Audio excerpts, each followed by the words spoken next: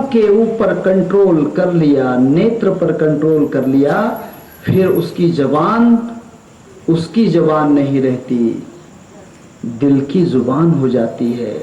फिर वहां विश्वात्मक भगवान से बोल सकता है और विश्वात्मक भगवान उससे बोल सकता है। ये थ म्हणे श्री विश्वेश्वराव हा होईल दान पसाओ। बहुत पुरानी फिल्म है, आपने देखी नहीं होगी। जिंदगी पिक्चर है, राजेंद्र कुमार जमुना का। राजेंद्र कुमार और जमुना का पिक्चर है जिंदगी। बहुत पुराना, फिर रॉन्ग नंबर लग गया।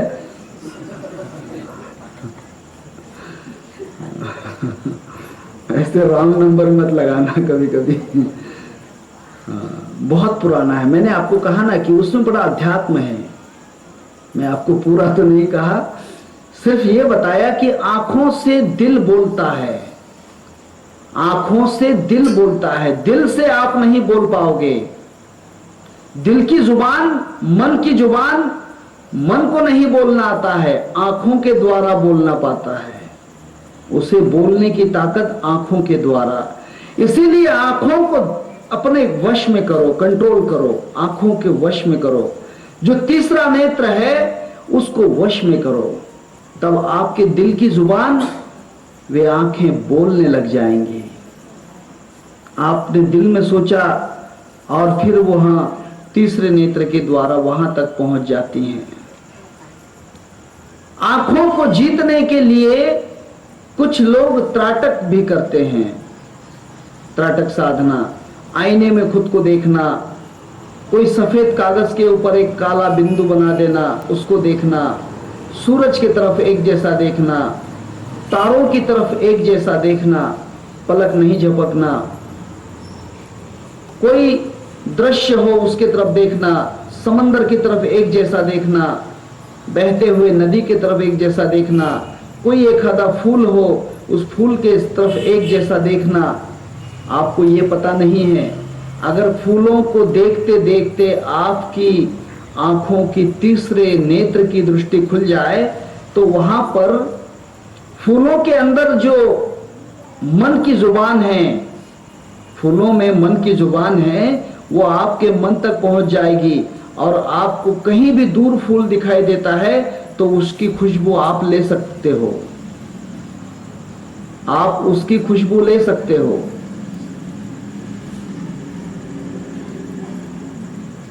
इतना ही नहीं, इतना ही नहीं, आपको एक किस्सा बतलाऊं। दिल्ली आप गए हैं कभी? दिल्ली? हाँ, दिल्ली में निजामुद्दीन औलिया नाम के एक फकीर की दरगाह है, मालूम है? नहीं गए? नहीं। दिल्ली में ताजमहल देखा? आगरा में। मैं बोला क्या दिल्ली में देखा? अगर दिल्ली में नहीं देखा तो फिर क्या देखा? वहां पर निजामुद्दीन औलिया के एक फकीर की वहां पर समाधि है। उस फकीर के दादाजी तीसरी पीढ़ी में, उसके पिताजी के पिताजी थे। उसके दादाजी ने एक टूटे हुए मकान में खिचड़ी बनाई हुई थी, खिचड़ी चावल की बनाई हुई खिचड़ी थी। वहां एक छीके के अंदर एक बर्तन में रख के ऊपर टंगा के रख दी थी। दादा भी बहुत पहुंचे हुए थे।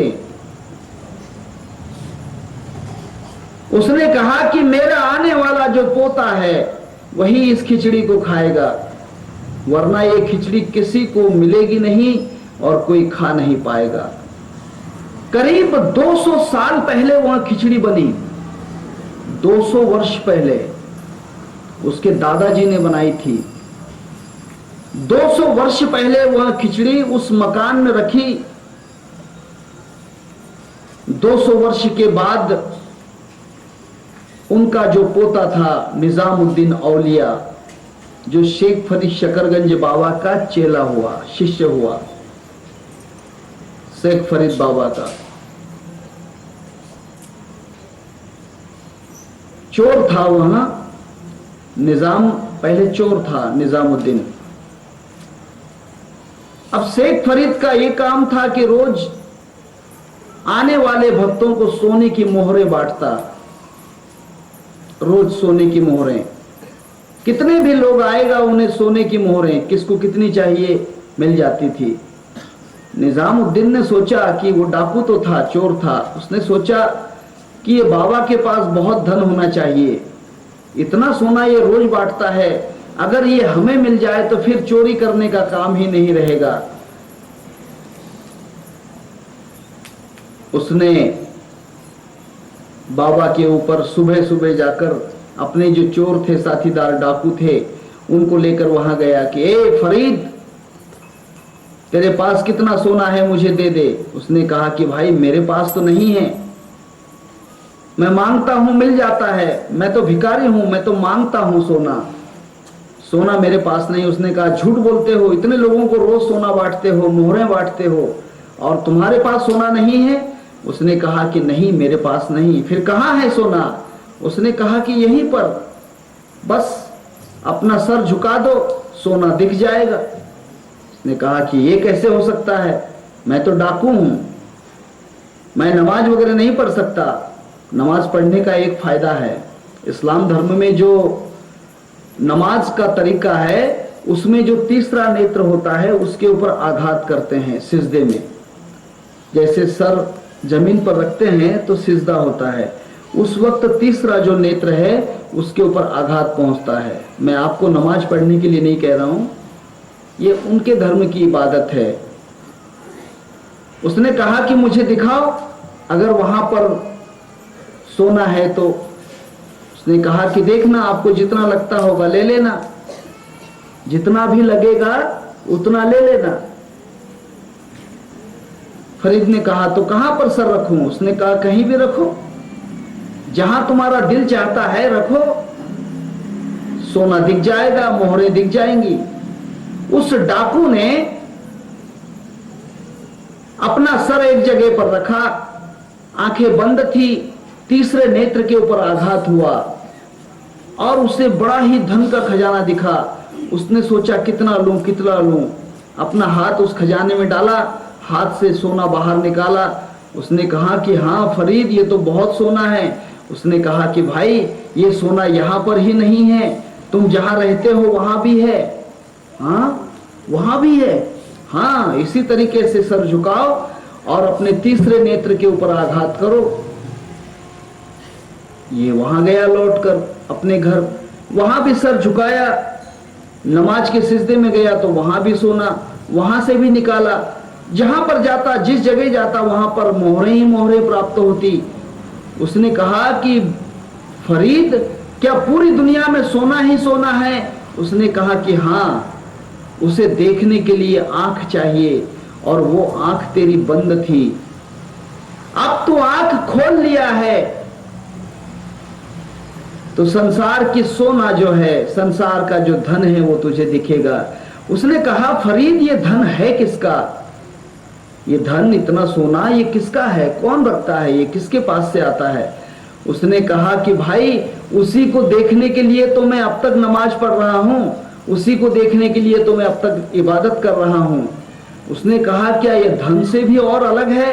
हाँ, जिसका ये सब खजाना है वहां उससे और है। तो उसने कहा कि मुझे खजाना नहीं चाहिए, ए फरीद मुझे धन दौलत नहीं चाहिए, मुझे तो वो दौलत वाला चाहिए जिसके पास ये खजाना इतना है, उस खजाने वाले के पास कितना होगा, मुझे उसकी मुलाकात कराओ।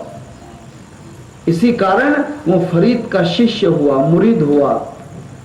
निजामुद्दीन फरीद का मुरीद हुआ।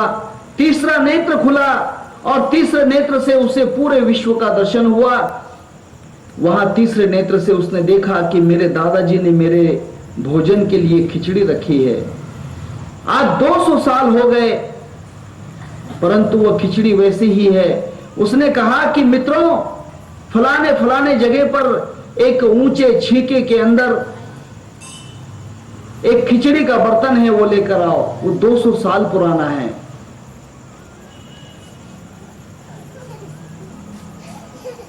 फरीद हंसने लग गया। फरीद ने कहा बेटा संभल के खाना, ये फकीरों का भोजन है, खा लिया तो फकीर बनना पड़ेगा। हाँ, ये साधुओं का प्रसाद है। जिसने एक बार चख लिया उसको साधु ही बनना पड़ता है, वो साधु ही बन जाता है। अपना सारी की करती तात्काल नाही काळवेळ तया लागी। जो साधुओं का भोजन चख लेता है, जो साधुओं का भोजन चख लेता है, फिर वो साधु ही बन जाता है। देख तू डाकू है।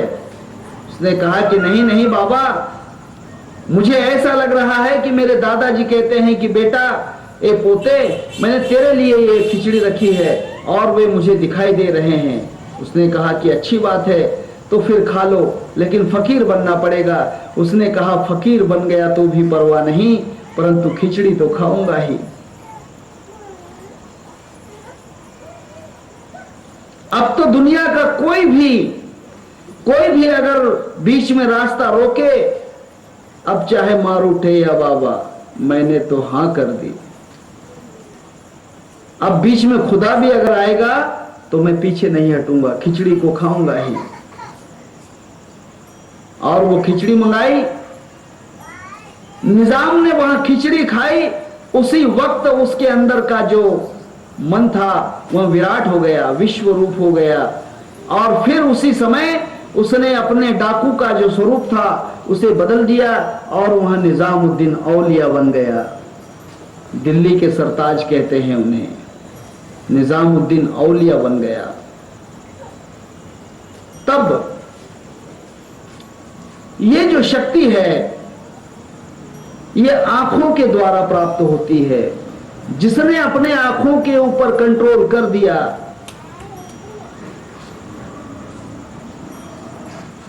तब उसकी तीसरी आंख खुल जाती है। और तीसरी आंख खुलने के बाद,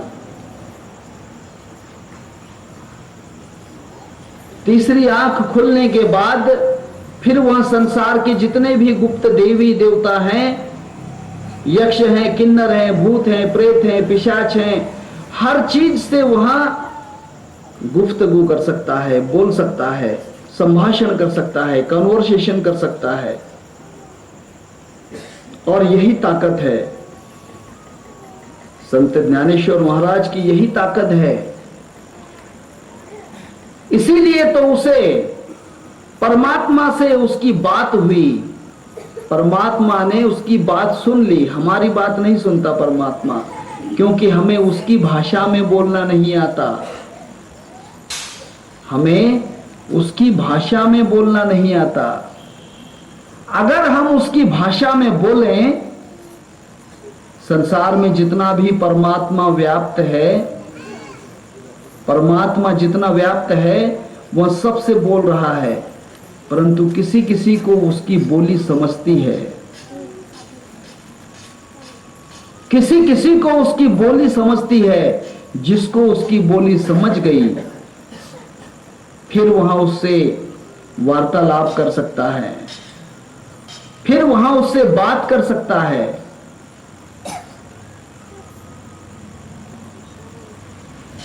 फिर वहां उससे बात कर सकता है।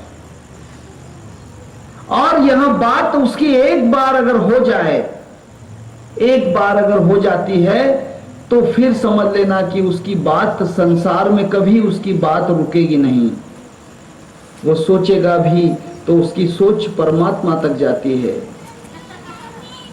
हर चिंतन उसका परमात्मा तक जाता है, हर चिंतन। और ये चिंतन उसका वहां तक पहुंच गया तो इसका मतलब कि वहां विश्वात्मक हो जाता है। वहां साधु नहीं रहता, वो व्यक्ति नहीं रहता। तोची साधु ओळखावा, देवते थेची जाणावा। क्योंकि परमात्मा उसके अंदर समाविष्ट हो जाता है, एक रूप हो जाता है। उसकी तार एक हो जाती है, कांटेक्ट हो जाता है।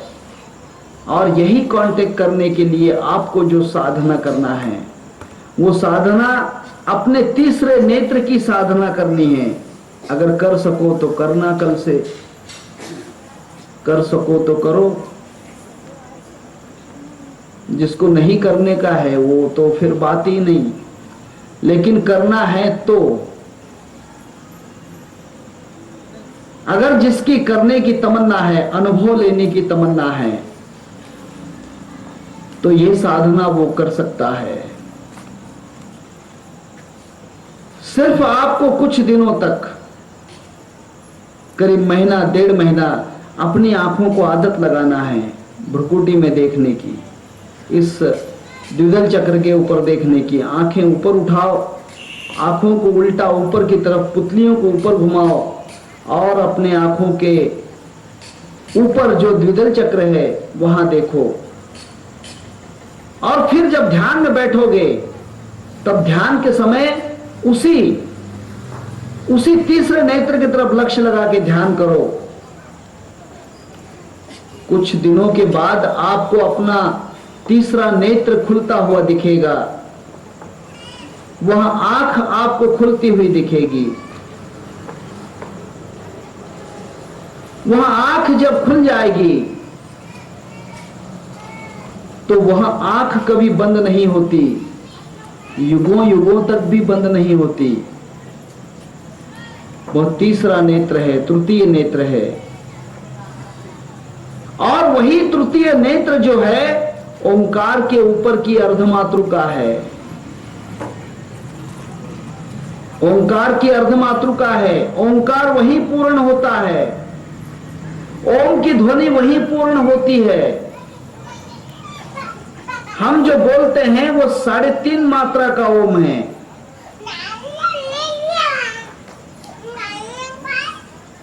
अकार, उकार, मकार और जो नाद है, ये हम 3.5 मातृका का ओम बोलते हैं। परंतु जो आधी मातृका है, ये आधी न रहने पाए। जिंदगी में इसको पूरी करो। पूर्णस्य पूर्णमादाय पूर्णमेवावशिष्यते, नहीं तो आधी रह जाएगी। आधा है चंद्रमा, रात आधी, रह न जाए तेरी मेरी बात आधी, बात आधी। अर्थात परमात्मा से जो बोलना है वो अधूरा रह जाएगा, क्योंकि आपका चंद्रमा अधूरा है, आपका ओंकार अधूरा है।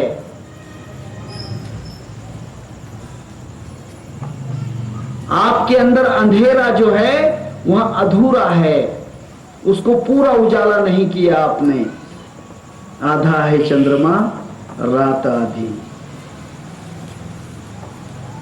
और इसमें बात आधी रह जाती है। पुनरपि जननम पुनरपि मरणम पुनरपि जठर जननी शयनम। जो इसको पूरी कर लेता है फिर कुछ भी बात आधी नहीं रहती। कहना था सो कह चुके, फिर क्या कहना बाकी है। सब कुछ बोलना हो जाता है, फिर वहां कुछ कहना नहीं होता। फिर वहां बोलने की भी आवश्यकता नहीं, वहां खुद बोलता रहता है। आप वहां पर साक्षी के भी परे निकल जाते हो। परंतु ये पूर्णता कब आएगी? जब वहां तीसरा नेत्र खुलेगा। आपके अंदर जो चंद्रमा है, गुरुमूर्ति घट चंद्रमा, इस शरीर में जो चंद्र है वह आधा है, आधा चंद्रमा है। वह पूर्ण कब होता है?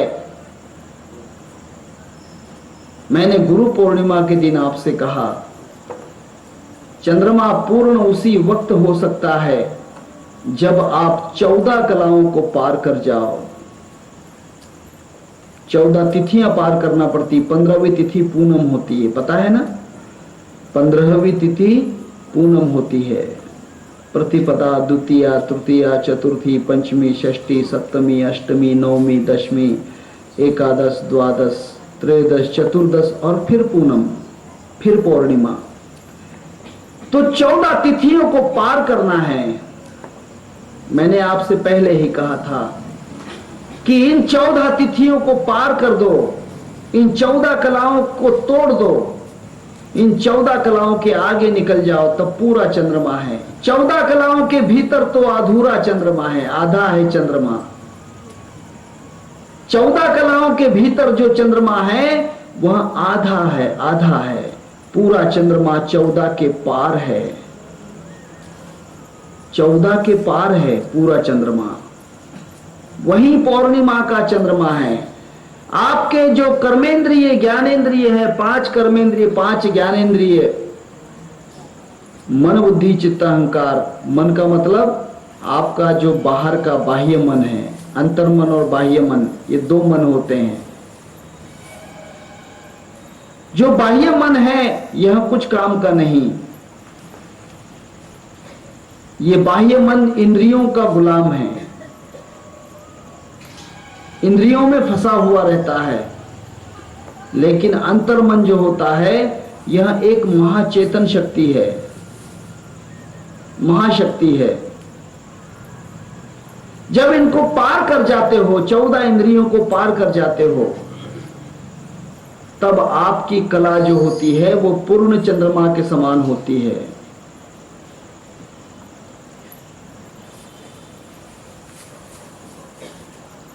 चंद्रमा पूर्ण हो गया तो फिर वहां पर पूरे जितने भी नक्षत्र होते हैं, जितने भी सितारे होते हैं, वे उसके पास खिल जाते हैं।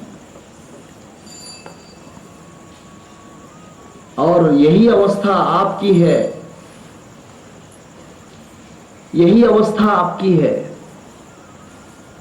जब आपके अंदर पूर्ण चंद्रमा आ जाएगा तब आपको ऐसा लगेगा कि चंद्रमा मेरे अंदर निकल रहा है, पूर्ण चंद्रमा मेरे अंदर है और सब तरफ सितारे ही सितारे हैं। मैं आकाश के नीचे खड़ा हूं।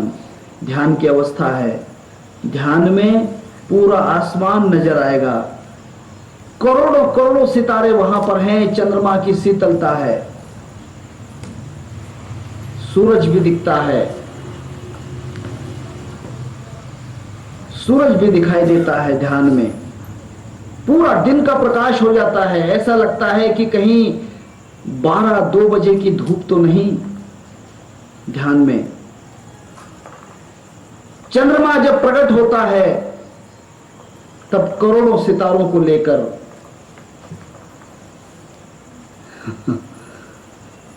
करोड़ों सितारों को, बदन पे सितारे लपेटे हुए,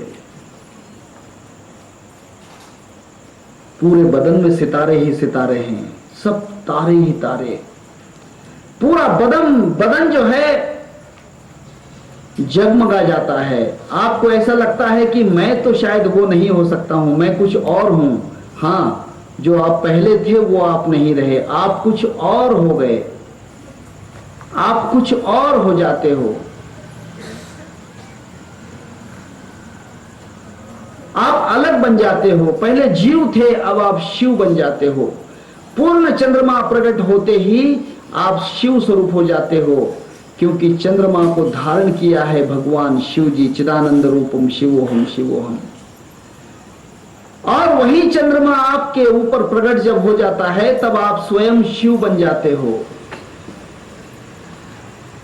ध्यान में कभी कभी ऐसा समय आएगा कि आपको अपने अंदर पूरा चंद्रमा और करोड़ों सितारे आपके अंदर आपको दिखेंगे।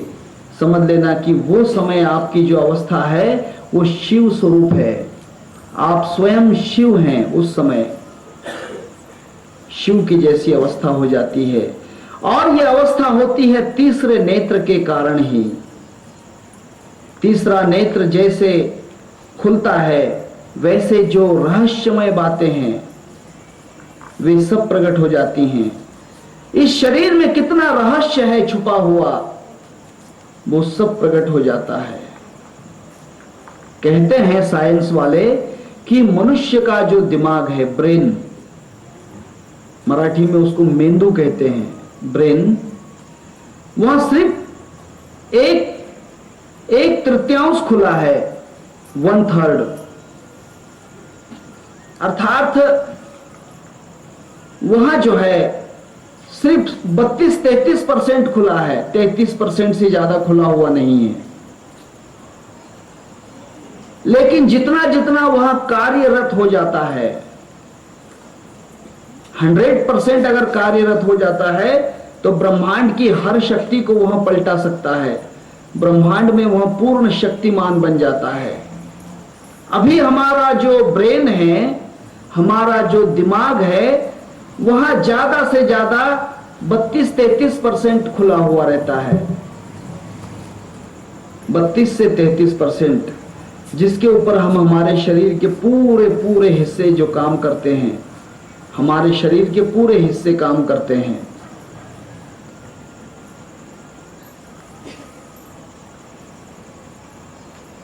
हमारे शरीर में 8 केंद्र काम करते हैं। आंखों के देखने का केंद्र है, एक प्रकार का केंद्र होता है, सेंटर होता है। कानों से सुनाई देता उसका सेंटर होता है। जीभ से स्वाद आता उसका सेंटर, सब दिमाग में है। जो हम सोचते हैं उसका एक सेंटर होता है, जो स्मरण करते हैं उसका एक सेंटर होता है। ऐसे 8 सेंटर जो हैं हमारे शरीर के अंदर हैं। वे 8 सेंटर सिर्फ ओपन हैं, 8 ही सेंटर खुले हैं।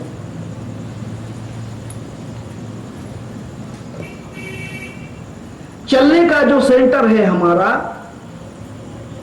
जिससे हमारे ऊपर बैलेंसिंग पावर होती है चलने की, अभी हम धरती पे चलते हैं, परंतु उस बैलेंसिंग पावर के आगे एक और बैलेंसिंग पावर है, जिससे आप पानी पर भी चल सकते हो। पतंजलि योग सूत्र में कहा है आप पानी पर चल सकते हो। अगर वो सेंटर आपका खुल जाए तो आप अग्नि के ऊपर चल सकते हो, आप हवा के ऊपर तैर सकते हो। अगर आप कभी वो सेंटर आपका खुल जाए तो, अगर वो सेंटर, जैसे जिस जीभ से हम बोलते हैं, बात करते हैं, वो सेंटर के आगे एक सेंटर है बोलने का, वो सेंटर अगर खुल जाता है तो उस सेंटर की कमांड से जिसको बोलना नहीं आता उसको भी हम बोलने लगा देते हैं। संत ज्ञानेश्वर ने एक भैंसे से वेद पढ़वा दिए। एक भैंसा था, उसको भी वेद पढ़ने लगा दिए, उसको वेदों का पठन करवा दिया, क्योंकि वाचा के आगे भी एक वाचा है, दृष्टि के आगे भी दृष्टि है, कानों के श्रोता शक्ति, श्रवण शक्ति के भी आगे एक शक्ति है। ये सब केंद्र हैं जो हमारे बॉडी में अभी खुले नहीं हैं, हमारे दिमाग में खुले नहीं हैं। इनको खोलने का केंद्र एक ही है, वो है आंखें।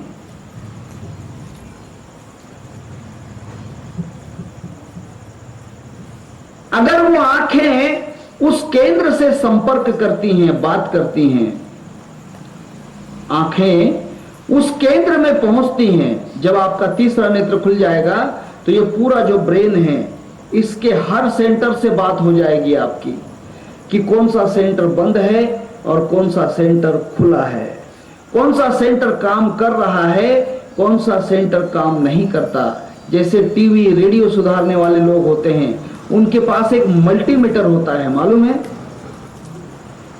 मल्टीमीटर होता है, वायर होते हैं दो, उसको टच करते हैं कि ये पार्ट ठीक है या नहीं है। कंडेंसर, रजिस्टर, ईएचटी आदि आदि जो चीजें हैं, ये काम कर रही हैं कि नहीं, इनमें काम हो रहा है या नहीं, वह उस मल्टीमीटर के द्वारा देखता है। और जहां पर कांटा घूमता है, हिलता है, उसे पता चलता है कि यहां अभी कितना सप्लाई कर सकता है। उसी तरह से ये मल्टीमीटर है, तीसरा नेत्र मल्टीमीटर है। यहां उस पूरे दिमाग को चेक कर लेता है। जब ये खुल जाता है, पूरे दिमाग को चेक कर लेता है, और जब चेक करता है तो उसमें से जो केंद्र काम नहीं करता है, उस केंद्र को वह जगाता है, उस केंद्र को वहां जगा देता है। कहीं कहीं पर कहा है, कहा तो किसी ने अलग बात के लिए कहा है, परंतु जो कहा है वह सत्य कहा है। आंखों आंखों में आंखों से ही आंखों से बात होती है, बात करती है सिर्फ आंखें। आपको क्या लगता है तीसरा नेत्र ही बात कर सकता है? ये जो दिमाग में बंद केंद्र हैं, बंद सेंटर हैं, उनसे बात आप नहीं कर सकते, वो आपको दिखाई नहीं देते। आपका जो तीसरा नेत्र है वही देख सकता है और वही बात कर सकता है। इसीलिए अगर उनसे बात करना है तो आंखों आंखों में बात होने दो। आगे की बात नहीं कहना, आगे का कोई मतलब नहीं है। मतलब जितना है आवश्यक है उतना ही। आंखें बात करती हैं। संत ज्ञानेश्वर महाराज का तृतीय नेत्र जो है उस विश्वात्मक भगवान से बात करता है कि आता विश्वात्मके देवे येने वाग यज्ञ तो शावे तो शोनि मज द्यावे पसायदान। हे भगवान, हे विश्व के परमात्मा, मुझ पे संतुष्ट हो जाइए। मैंने अगर आपसे बात की है तो मेरी बात पर येने वाग यज्ञ, मेरा जो बोलना है, मैं जिस भाषा में बोल रहा हूं, उस वाग यज्ञ से अगर आप तृप्त हैं, अगर आप नाराज नहीं हैं, तो मुझे एक वरदान दे दो। तो शो निमज द्यावे पसायदान है। और जब वहां उसके बोलने से तृप्त हो जाता है, संतुष्ट हो जाता है, तब वहां भी बोलता है ये थमणे श्री विश्वेश्वराव। पहले ज्ञानेश्वर बोलता है उस आंखों से, आंखों आंखों में बात होने दो। ज्ञानेश्वर उस तृतीय नेत्र से उस विश्वात्मक परमात्मा से बोलता है, तब उसका रिस्पॉन्स, उसके ही बोलने का जवाब परमात्मा देता है। ये थमणे श्री विश्वेश्वराव, हे ज्ञानेश्वर, तूने जो पसायदान मांगा था वही पसायदान ये होगा। हा होइल दान पसाओ। और यहां पसायदान होगा, अंजुलि भर दान होगा। परंतु हम हमारे आंखों में ताकत कब निर्माण करोगे? अंधे होने के बाद? नहीं, जब तक आंखें हैं।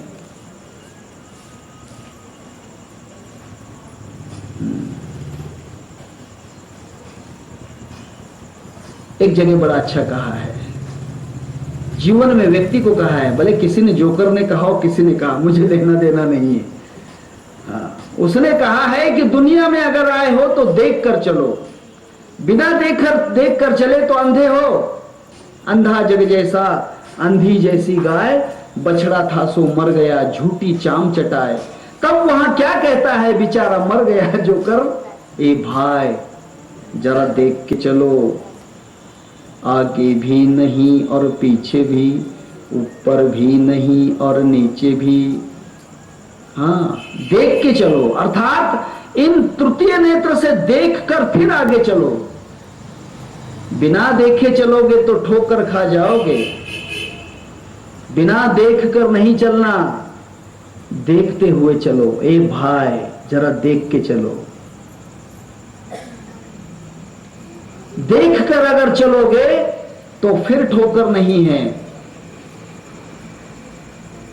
इसीलिए तो ब्रह्मानंद जी भी कहते हैं कि हे भगवान, मेरे उन आंखों को दिखा दे, क्योंकि मेरे इन आंखों से दिखाई नहीं देता, ये चमड़े की आंखों से नहीं। मुझे दिखाना है तो दिखा दे नजर से वो जलवा तुम्हारा, दिखा दे नजर से वो जलवा तुम्हारा, जुदाई का पर्दा करो दूर प्यारा, दिखा दे नजर से। तेरी खूबसूरत है शक्ल ज़मीं पर, पूरे दुनिया में भगवान व्याप्त है। तेरी खूबसूरत है शक्ल ज़मीं पर, तू ही खूबसूरत परियों का नजारा, दिखा दे नजर से। कि हे भगवान, मुझे वो देखने की ताकत दे, मुझे दिखा दे, मुझे दिखा दे, अर्थात मेरा तीसरा नेत्र खोल दे। इसीलिए तो संत ज्ञानेश्वर महाराज उनके गुरु के लिए कहते हैं, आंधळ्या दृष्टि दे तो, अर्थात जिसकी आंखें बंद हैं उसकी आंखें खोल देता है। आंधळ्या दृष्टि दे तो त्याचे नाव मी उच्चारी, जिसने मुझे मेरा नेत्र खोल दिया निवृत्तिनाथ गुरु ने मेरी आंख खोल दी। त्याचे नाव मी उच्चारी, धर्म जागो सदैवाचा, जेवा परोपकारी। जिसने वो आंख खोल दी है, जिसने भी वो नेत्र खोल दिया, समझ लेना कि जीवन सुधर गया। जिसने भी अपना नेत्र खोलने की कोशिश कर ली कि वहां जीवन में पूर्ण हो गया, पूर्णता उसमें आ जाती है। वो मनुष्य मनुष्य नहीं रहता, वो स्वयं ईश्वर संपर्क में आकर ईश्वर बन जाता है। एक जगह कहा है संत तुकाराम ने, देव पहावे आसी गेलो, अर्थात भगवान को देखने के लिए गया और दिखते ही क्या हो गया, देवची हो नहीं ठेलो। वो दिखा और मैं खुद भगवान हो गया। जैसे ही वो दिखेगा तृतीय नेत्र से, आप स्वयं भगवान हो जाओगे। वो दिखते ही, लेकिन दिखेगा कब, जब तीसरा नेत्र खुलेगा और आप तीसरा नेत्र खोलने की कोशिश करोगे। इसको 4 महीने, 6 महीने, 10 महीने, 12 महीने नहीं, अखंड अखंड करो। ये कार्य, ये जो साधना है, इस साधना को रोकना नहीं है। जितना खोलते जाओगे उतनी उसकी शक्ति बढ़ती चली जाएगी, क्योंकि ये तीसरा नेत्र क्या चाहता है, ऊर्जा। इस तीसरे नेत्र को ऊर्जा चाहिए। तीसरा नेत्र ऊर्जा से खुलता है। हमारे शरीर में ऊर्जा होती है। हमारे शरीर में पूरे ब्रह्मांड के ऊर्जा का बीज है। हर प्राणी के अंदर ऊर्जा का बीज अंकुरित रहता है, परंतु ये ऊर्जा ब्लास्ट होना चाहिए। तिब्बत में किताब लिखा गया, जिस किताब का नाम है लाओ ब्लास्ट की। यही उस लेखिका का भी नाम है। लेखिका है वो, स्त्री ने किताब लिखी है लाओ ब्लास्ट की। बड़ी अच्छी किताब है, जिसको हिंदी में ट्रांसलेशन किया है ओशो ने। उस किताब का ट्रांसलेशन हिंदी में है, जिसे कहा है कि समाधि के सप्त द्वार। हिंदी में उसका ट्रांसलेशन नाम जो है, समाधि के 7 दरवाजे, समाधि के सप्त द्वार। मूल किताब का नाम है लाओ ब्लास्ट की। जो अपने अंदर इस ऊर्जा को ब्लास्ट करता है, शक्ति को ब्लास्ट करता है, फिर वहां पर पराशक्ति आकर टकराती है। जब तक आप अपने अंदर इस शक्ति को ब्लास्ट नहीं करोगे, इस ऊर्जा को आगे नहीं बढ़ाओगे, तोड़ोगे नहीं, तब तक कुछ नहीं होगा। और यही कारण है, जिस चीज को बार बार मिटाते हैं वो चीज अनंत रूप से बार बार प्रकट होती है। एक बीज को हम मिट्टी में दफन करते हैं मिटाने के लिए, उस बीज से हजारों बीज निकल आते हैं। फिर हम वो 1000 बीज उसमें और मिट्टी में दबा देते हैं, वहां से 10,000 बीज आ जाते हैं। फिर 10,000 बीज और मिट्टी में हम दबाते हैं, वहां से 1,00,000 बीज आ जाते हैं। 1,00,000 बीज अगर हम मिट्टी में फिर से दबाते हैं तो 10,00,000 बीज आ जाते हैं। ऐसे ही हमारे शरीर में जो ऊर्जा है, जिसको चेतना कहते हैं, ऊर्जा है, उसको तोड़ो, अर्थात उससे लड़ो। उसके लड़ने से उसके अनंत रूप में वह प्रकट हो जाएगी। पहलवान जब पहलवानी करता है तो अपने अंदर की ताकत को तोड़ता है, दंड मारता है, बैठक मारता है, रनिंग करता है, वेट लिफ्टिंग करता है। क्यों? कि उसकी जो ताकत है उस ताकत का इस्तेमाल करता है, उससे उसकी ताकत एक्सपांशन होती है, बढ़ती चली जाती है, ताकत बढ़ती चली जाती है। वह ताकत जो है बढ़ती जाती है और इतनी ताकत बढ़ जाती है, इतनी ताकत बढ़ जाती है कि वो एक महान पहलवान बन जाता है। इसीलिए ऊर्जा को तोड़ो, टकराओ ऊर्जा से, बार बार ऊर्जा से ऊर्जा को टकराओ। और परमात्मा एक ऊर्जा है, चेतना है, परमात्मा एक शक्ति है। उस चेतना से अपनी आंखों की दृष्टि जो है उससे टकराओ।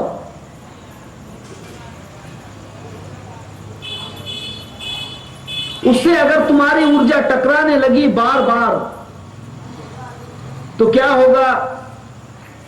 उस ऊर्जा के कारण तुम्हारी आंखों की ऊर्जा फैलती चली जाएगी, एक्सपांशन हो जाएगा, बढ़ जाएगी और आप विश्व रूप बन जाओगे। आप विश्व रूप बन जाओगे।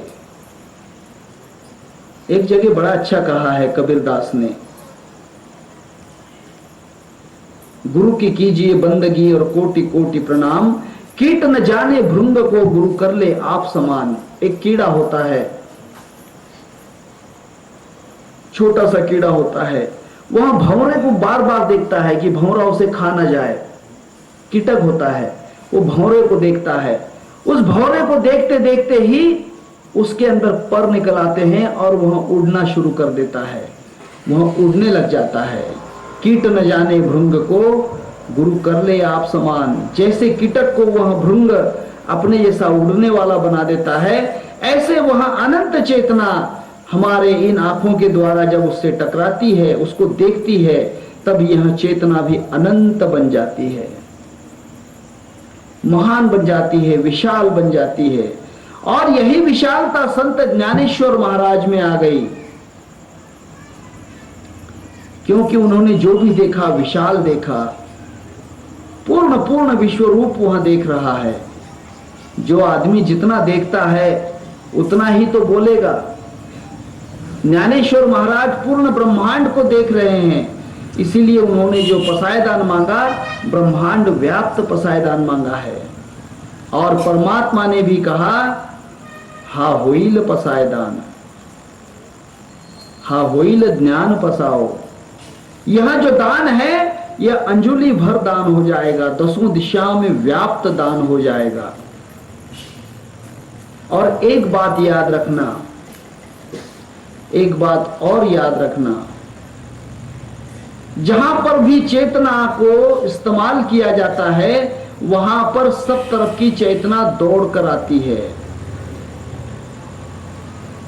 समझ, एक बात समझ लेना, एक बच्चे से या एक व्यक्ति से कोई लड़ रहा है, उनका झगड़ा हो रहा है, तो उसके झगड़े के कारण जितने भी रिश्तेदार हैं वे सब उसके तरफ दौड़कर चले जाते हैं उसकी मदद के लिए, है या नहीं? उसकी मदद के लिए दौड़ जाते हैं। वैसे आप आंखों से लड़ाई करोगे, लड़त करूं मैं निर्गुण घर की, लड़ाई है ये तो, रात्रन दिवस आमा युद्धाचा प्रसंग। लड़त करूं मैं निर्गुण घर की, खेल कठिन है बुरा साधो, सोच समझ ले चतुरा। कठिन खेल है, लड़ाई है ये। उस परमात्मा से अपनी आंखों को लड़ाना है, टकराना है। अपने आंखों की जो ऊर्जा है, तीसरे नेत्र की ऊर्जा, उस विशाल परमात्मा से टकराना है। लड़त करूं मैं निर्गुण घर की, मेरी लड़ाई उस घर में है जो निर्गुण परमात्मा है, लेकिन खेल बहुत कठिन है। खेल कठिन है बुरा, साधु सोच समझ ले चतुरा। सोचकर समझकर इस लड़ाई को खेलना। ज्ञानी लड़ते ज्ञान से अपना अंग संवार, दूजे से नहीं लड़ता नवला, देता पिंड को मार। वह अपने आप में लड़ता है, अपने आप में उसकी लड़ाई है। और ये लड़ाई अगर किसी को आ गई तो फिर जीत उसी की है, वह जीतता ही है। और आंखों की ये जो लड़ाई है तीसरे नेत्र की, ये लड़ाई कोई सामान्य लड़ाई नहीं है। ये लड़ाई ब्रह्मांड व्याप्त परमात्मा के उस चेतना से लड़ना है। लेकिन पहले आपको इस आंखों के तीसरे आंख की जो चेतना है उससे इन आंखों से लड़ना है। ख्याल करना, पहले क्या करना पड़ता है? जिस पहलवान से कुश्ती लड़ना है उस पहलवान से कुश्ती लड़ने के पहले अपने घर में ही अखाड़े में लड़ना पड़ता है। कसरत, मट्टी में कूटूं मट्टी में लेटूं मट्टी का श्रृंगार है, जिसको पकड़ूं उसको पटकूं महावीर की ललकार है। खुद अपनी आंखों से इस तृतीय नेत्र का जो चेतना है, उससे इन आंखों की चेतना से लड़ना है। इसीलिए तो मैं कहता हूं कि भ्रुकुटी पे आंखें लगाओ। ये आंखें उस तीसरे नेत्र की चेतना से लड़ेंगी। जैसे तीसरे नेत्र की चेतना से लड़ेंगी, तीसरा नेत्र बड़े ही क्रोध में उठेगा और क्रोध में उठकर जैसे ही वो अपनी आंख खोलेगा तो वहां छोटी चीज की तरफ नहीं देखेगा, वहां उससे जो बड़ी चेतना है उसको देखेगा। और उससे वहां जब टकराएगा, जितना जितना टकराता जाएगा उतना उतना वह विशाल हो जाएगा। एक रामायण में दृष्टांत है। रामायण अगर आपने सुनी होगी, पढ़ी होगी, रामायण में एक कथा है। सुग्रीव का बड़ा भाई जो था बाली, उस बाली को एक वरदान था कि उसकी आंखों में जिसने देख लिया या उसकी तरफ जिसने देख लिया या वो किसी को देख ले, उसकी आधी शक्ति उसमें आ जाती। अगर बाली किसी को देख लेता है आमने सामने तो उसकी आधी शक्ति ये अपने अंदर खींच लेता है। ऐसी हमारी तृतीय आंखें हैं, तीसरा नेत्र, कि वहां जिसको देखती है उसकी शक्ति अपने अंदर खींच लेती है। बाली में ये ताकत थी, इसीलिए तो राम ने उसके सामने जाकर उसको नहीं मारा, क्योंकि अगर बाली राम को देख लेता तो राम की आधी शक्ति बाली में आ जाती और फिर राम से दुगना शक्ति, अर्थात बाली की पहले की शक्ति और फिर राम की आधी शक्ति, राम से डबल शक्ति बाली में हो जाती और राम उसको जिंदगी में कभी नहीं मार सकता। इसीलिए राम ने सोचा कि बाली की दृष्टि मुझ पे न पड़े। बाली की दृष्टि मुझ पे पड़ते ही वह मेरी शक्ति को छीन लेगा, मेरी शक्ति उसमें प्रवेश कर जाएगी। ऐसी ही हमारी तृतीय आंखें हैं, तीसरा नेत्र है। ये आंख जिसको देख लेती है उसकी पूरी शक्ति अपने तरफ खींच लेती है। इस विशाल परब्रह्म परमात्मा को ये तृतीय नेत्र जब देख लेता है तब उस विशाल परमात्मा की शक्ति अपने अंदर खींच लेता है।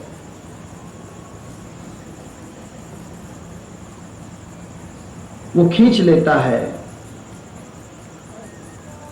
और इतनी ताकत होती है उसके अंदर कि वो उस चेतना से भी बड़ा हो जाता है।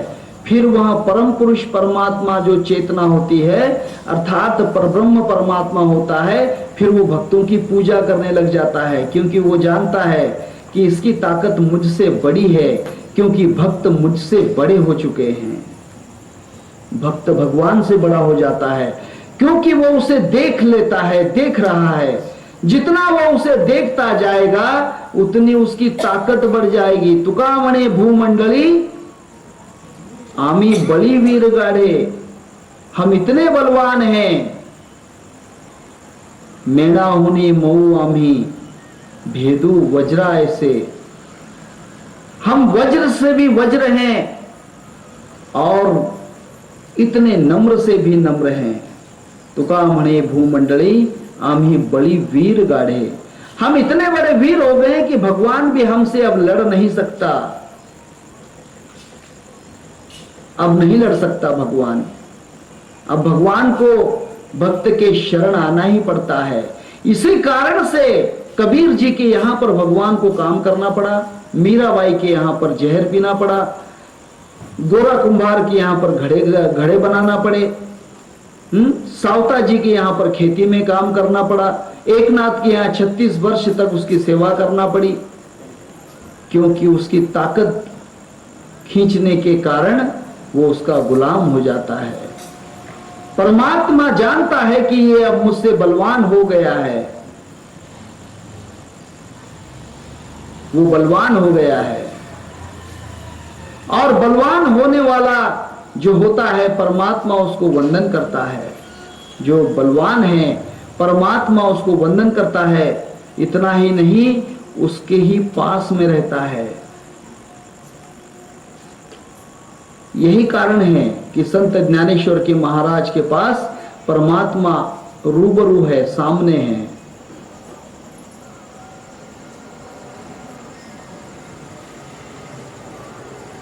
हाँ, देखिए बहुत अच्छी बात है। अभी आपके समझ में आ जाए तो आ जाए। अगर आप बलवान हो गए तो भगवान आपकी नजरों के सामने नहीं छुपेगा, वो कहीं भी हो तो आपको दिखेगा। आप कहोगे कि है कहीं राम, तो आओ सामने, जरा सामने तो आओ छलिए, छुप छुप छलने में क्या राज है, हिम्मत है तो कर ले मुकाबला, मेरी आत्मा की ये आवाज है। मेरी आत्मा का चैलेंज है तुझे कि हे राम, हे कृष्ण, हे अल्लाह, हे यीशु, हे जीसस, अगर तुझ में ताकत है तो मेरी आत्मा से लड़, तुका म्हणे भूमंडली आम्ही बड़ी वीर गाढ़े। तब वहां नहीं छुप सकता, क्योंकि चैलेंज है। हिम्मत है तो कर ले मुकाबला, मेरी आत्मा की ये आवाज है। अध्यात्म ढूंढना, हर गाने में अध्यात्म है, हर चीज में, हर अल्फाज में परमात्मा का अध्यात्म है। आप तो इसे सिनेमा के गाने समझते हो, मैं उसमें अध्यात्म देख लेता हूं। मुझे मालूम है कि उसमें अध्यात्म है, क्योंकि कवियों की वाणी जो होती है परमात्मा की वाणी होती है। वो कोई बुरी बात नहीं है, उसमें से अच्छा अर्थ ढूंढने वाला चाहिए। तब यहां पर संत श्रेष्ठ ज्ञानेश्वर महाराज को कहते हैं विश्वात्मक भगवान, ये थे मणे श्री विश्वेश्वराव, हाँ होइल दान पसाओ। हे ज्ञानेश्वर, तूने जो मांगा है दसों दिशाओं का दान, वरदान मांगा है, ये वरदान सामान्य वरदान नहीं। ये दान जो है अंजुलि भर दान है, 10 अंगुलियों का दान है। 10 अंगुलियां मिलाकर अंजुलि बनती है। ये 10 अंगुलियों का दान अर्थात 10 दिशाओं में व्याप्त वरदान है। इस वरदान में 10 दिशाएं पूर्ण होती हैं। और ऐसा वरदान मिलने के बाद संत ज्ञानेश्वर बड़े ही प्रसन्न हो गए। आनंदुरे अमी आनंदुरे, सभाय अभ्यंतरी अवघा परमानंदुरे। बड़ा ही आनंद हुआ। संत ज्ञानेश्वर ने महाराज ने कहा कि मैं जीत गया, अब जीत हो गई, हमने अब जीत प्राप्त कर ली, अर्थात हम विजयी हुए। जय भगवान को मिलती है, विजय भक्त को मिलती है। जय से बड़ी विजय है, पता है आपको? हम कहते हैं जय श्री राम, जय हनुमान, जय माता दी। भगवान को जय मिलती है, भक्तों को विजय मिलती है। जो जय को भी जीत लेता है वो विजय है। और आप गुरु अपने शिष्यों को यही आशीर्वाद देता है, वो जय भव नहीं कहता, विजयी भव। कोई भी संत महात्मा गुरुवर्य कहेगा विजयी भव, जय को भी जीत ले। जिसका जय जयकार होता है उसको भी जीत ले, विजयी भव। और संत ज्ञानेश्वर महाराज का विजय, वही विजय हुआ, वही विजय हुआ संत ज्ञानेश्वर महाराज का। और ऐसा विजय प्राप्त होने के कारण संत ज्ञानेश्वर महाराज बड़े ही प्रसन्न हुए। येणे वरे ज्ञानदेव सुखिया झाला, येणे वरे ज्ञानदेव सुखिया झाला। ये विषय हम कल के दिन देखेंगे कि संत ज्ञानेश्वर महाराज को वो कौन सा सुख मिला जो ब्रह्मानंद सुख से भी आगे है। ब्रह्मानंद सुख भी जिसके आगे कुछ नहीं, कि जिसने जय को जीतकर विजय को प्राप्त कर लिया। जय को जीतने का मतलब है कि ब्रह्मानंद सुख के भी आगे निकल गया। ब्रह्मानंद सुख भी जिसका गुलाम हो गया।